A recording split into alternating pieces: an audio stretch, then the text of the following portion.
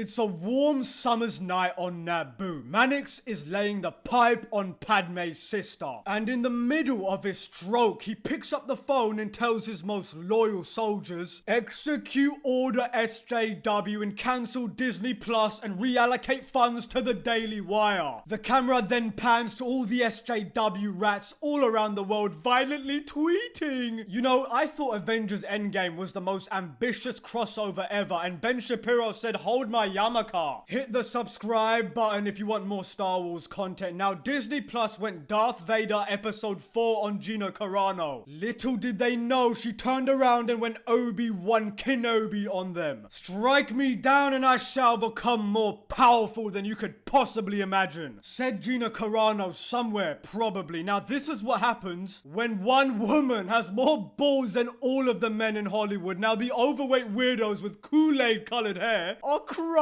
in the corner somewhere after hearing this news. Now, imagine a fight between the Twitter scum versus Gina Carano. Yeah, that would be a one-sided beating and Gina will be swinging the hammer. Now, the new name for Disney Plus is now Disney Minus. Say it with me, fellas. Get woke, go broke. Because The Mandalorian is the only thing keeping Disney Star Wars afloat at the moment, and by firing Gina Carano for the most benign, boring, tame post is the equivalent of Mickey Mouse machine gun rounding himself in the whole leg instead of just shooting himself in the foot. This was definitely politically motivated. Disney got rid of Gina Carano because she wouldn't kowtow to the SJWs, and she said it like it is. Now, I want to make sure everybody understands what Gina Carano said. Her point was simple. That cancel culture, the vilification of the other, can turn to horror in a heartbeat. That is 100% a fact. We've seen this happen in our history many times. But yeah, I know that's so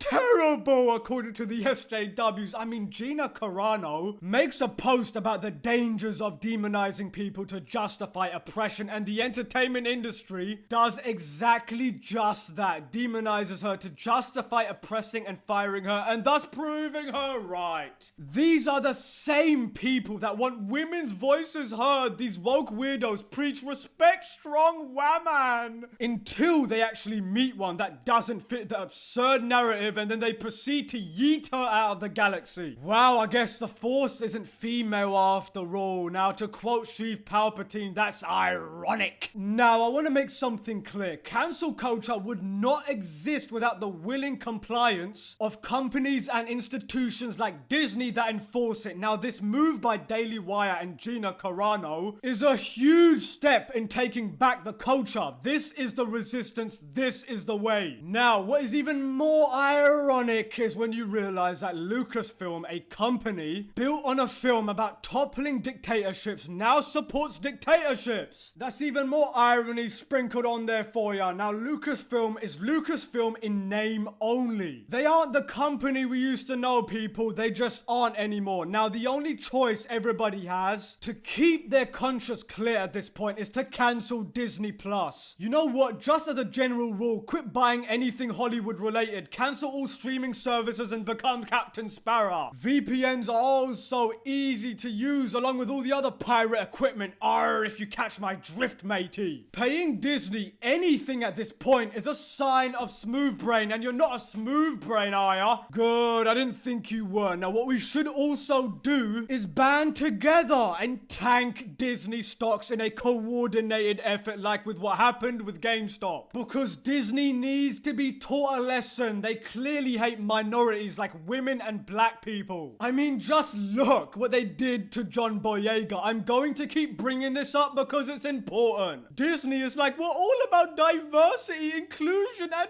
tolerance. Also, Disney is like, let's edit out the black man from our poster and let's film the movie Mulan on a camp because it's cost effective. No wonder John Boyega is so salty and hates Star Wars so much. First, Jar Jar Abrams turned him into a janitor. Roundhead Ryan Johnson turned him into a slapstick joke all the time before Disney tried to hide him from Chinese eyes. I mean, frankly, everybody would be pissed off if they had to go through that. Now, John Boyega is starting to see who the real bad actors are. Now, modern Hollywood is slowly conditioning me to prefer foreign films. That is ultimately the end result result of all of this, people will just pursue entertainment elsewhere. People are not just going to conform to the new status quo of woke entertainment. They're just gonna seek out alternative sources. Now, you know what? Let the entertainment business not learn their lessons. It hurts them more than us. And on that bombshell, thank you all for watching. Manix out.